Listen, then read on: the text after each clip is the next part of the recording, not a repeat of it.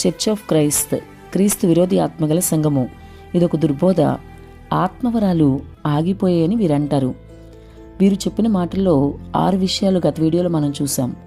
7వదిగా మొదటి కొరింథీ పత్రిక 13వ అధ్యాయం 9వ వచనం ప్రకారం పూర్ణమైనది వచ్చినప్పుడు పూర్ణము కానిది నిలిచిపోతుంది, భాషలైనను నిలిచిపోవును అని అందుకే రాయబడింది.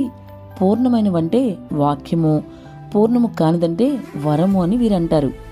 మొదటి కొరింథీ పత్రిక 13వ అధ్యాయం 8 నుండి చూస్తే ప్రవచనములైనను నిరర్ధకమవుతాయి అని రాయబడింది. అంటే ప్రవచనాలు నిరర్ధకం అయిపోయాయి అని అర్థమా? ఒకసారి ఆలోచిద్దాం.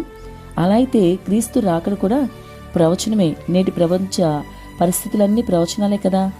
అక్కడే జ్ఞానము నిరర్ధకమగును అని కూడా రాయబడింది కదా. అంటే అది కూడా ఆగిపోయిందా? ఈ ప్రశ్నలు అడిగితే ఈ ఆత్మ లేని వారు పూర్ణం కాని జ్ఞానం ఆగిపోయి పూర్ణమైన జ్ఞానం వచ్చింది అంటారు.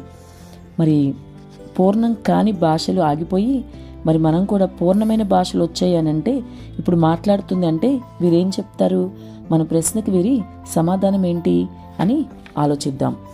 వరము పూర్ణం కానిది అనడం కూడా వాక్య విరుద్ధమే. యాకోబు పత్రిక 1వ అధ్యాయం 17వ వచనంలో శ్రేష్టమైన ప్రతి ఈవియు సంపూర్ణమైన ప్రతి వరమును పర సంబంధమైనదై జ్యోతిర్మయుడగు తండ్రి యొద్ద నుండి వచ్చును అని ఈ వచనం ప్రకారం ప్రతి వరము పూర్ణమైనదే. అసలు ఈ వచనం ఏం చెప్తుంది?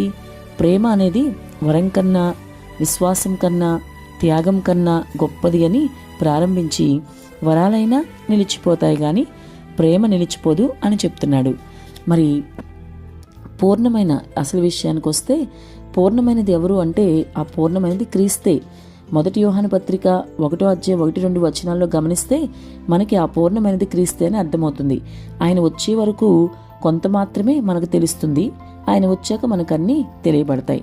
కాబట్టి వీరు చెప్పేది ఖచ్చితంగా దుర్బోధ. సంగమ జాగ్రత్త, ఈ దుర్బోధలో పడి నువ్వు మోసపోకు. వీరి గురించిన మరిన్ని విషయాలు తర్వాత వీడియోలో చూద్దాం.